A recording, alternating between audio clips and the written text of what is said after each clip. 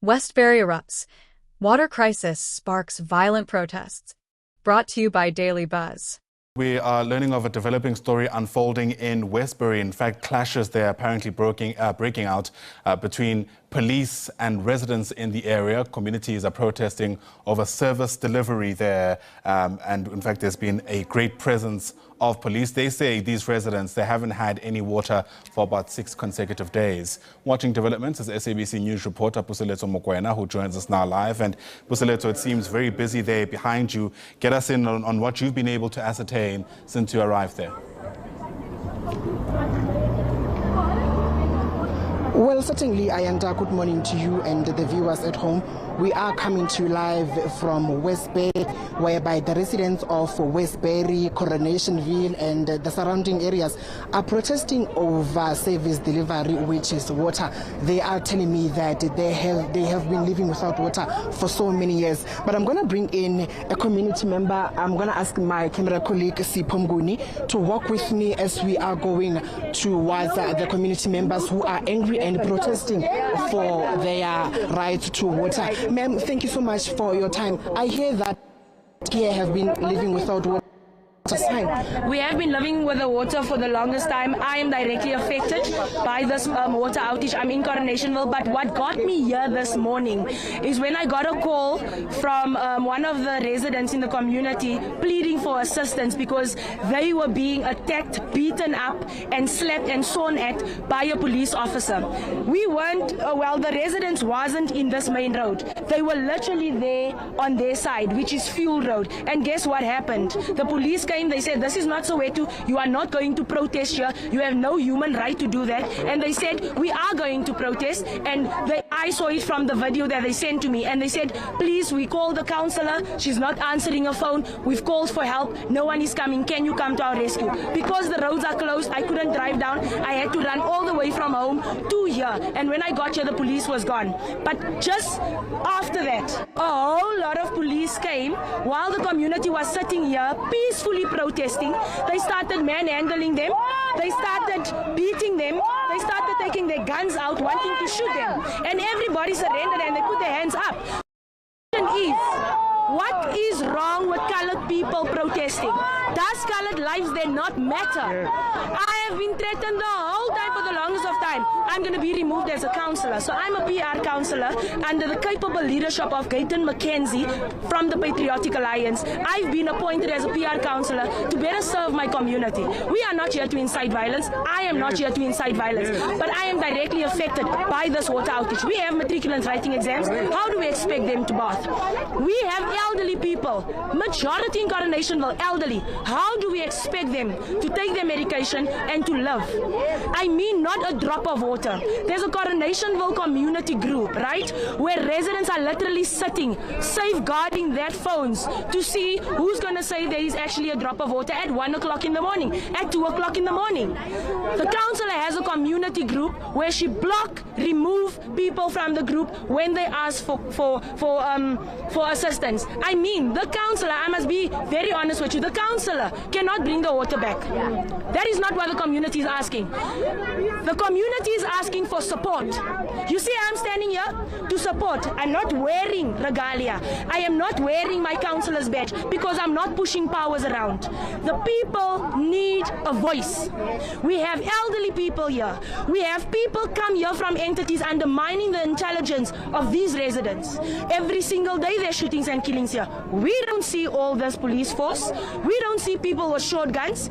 Did you hear what the one officer said? While he asked, who's Melissa? I said, I'm Melissa.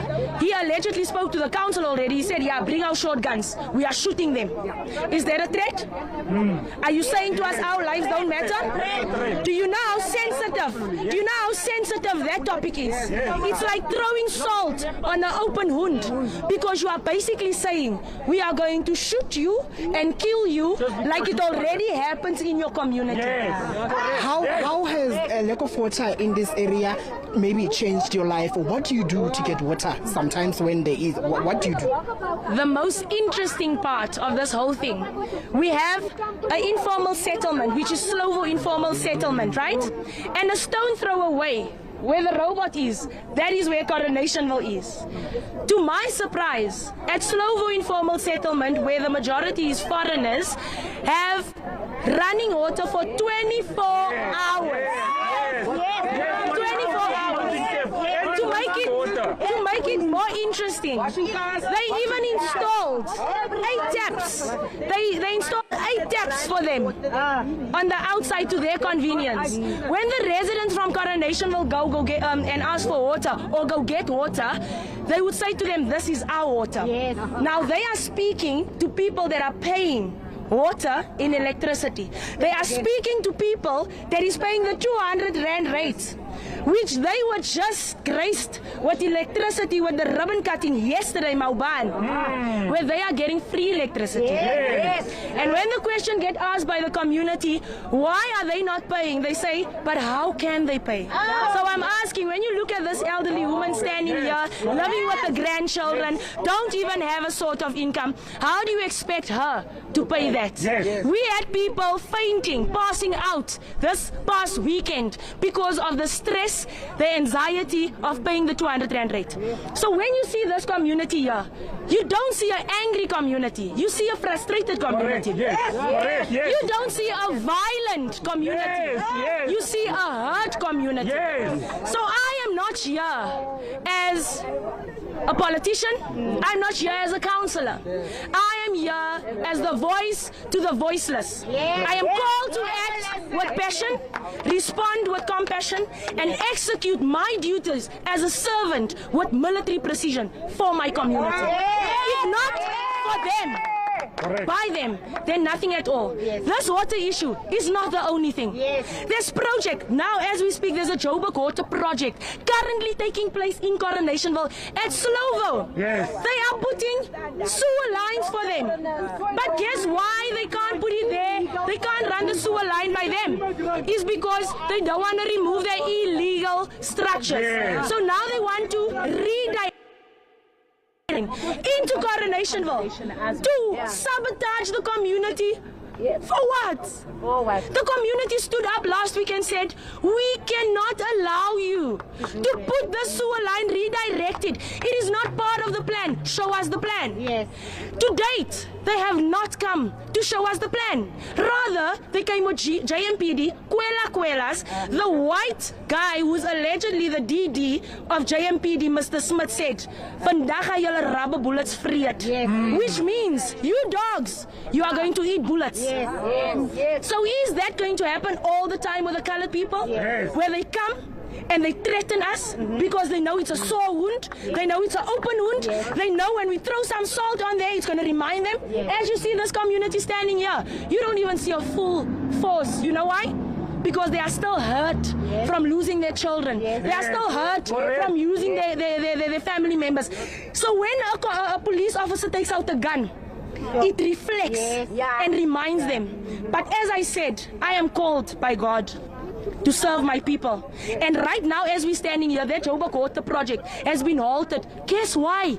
Because the councillor, the Joburg Water people, no one wants to come and explain a simple thing. Why is it being redirected? Shortcut. It must go down to the railway at Slovo.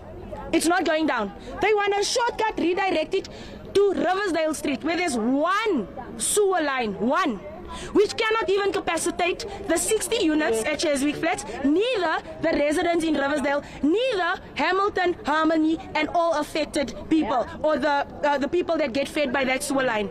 So, I'm going to ask again, does colored lives really matter, or doesn't it? Well, Melissa, thank you so much for your time.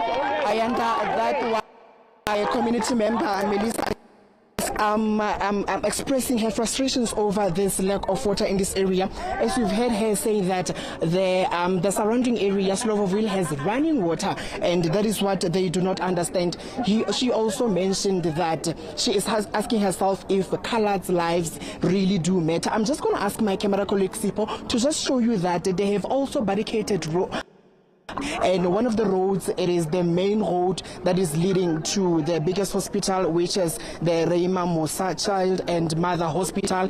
And while Sipo is doing that, I'm going to ask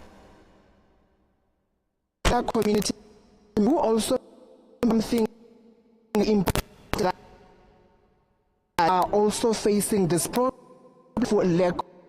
Just want to that elderly people. So, if maybe you can stand for us one conversation, I think that also are facing serious in this area, and it is really affecting their health in some way. Yes, it definitely is. Thank you for letting me speak. We have a elderly home. We've got the hospitals. We have so many elderly sick people in Coronationville that we have to actually come and stand here and come and protest on behalf of them, because they can't be carrying buckets of water at the water tanks. So what are we supposed to do? It's affecting them. So we have to buy water to help them, so that they can have water in their houses. So what does that mean? I mean, you've been just ripped off. It's like something's just been ripped off from you, your rights. I mean, they've ran their milestones. And it's now time for the young people to run the milestones for themselves. Because when we're not there anymore, who's gonna do this for them? I mean, I am 58 years old, and I am standing here. Can you believe that? Just for water, for sanity, so that you can bath, so that you can drink fresh water, so that you can do your laundry, so that you can cook. So now you've got to sparingly use. You can't even clean your house properly. How's that? You tell me, what is the logic of that? People, if anybody can tell me the logic of this, please come forward, because this makes sense to me at all. Well, thank you so much for. Well, and that was potentially telling us that she doesn't understand how things happening here in Westbury, as they have been without water for the longest time. As she also mentioned that elderly people are also affected by this, as they are living here as residents. This thing of lack of water is affecting their health. It is also affecting how they should live their life. And as you can see, I under that there is a huge police visibility in this area. We are going to stay here and monitor the situation.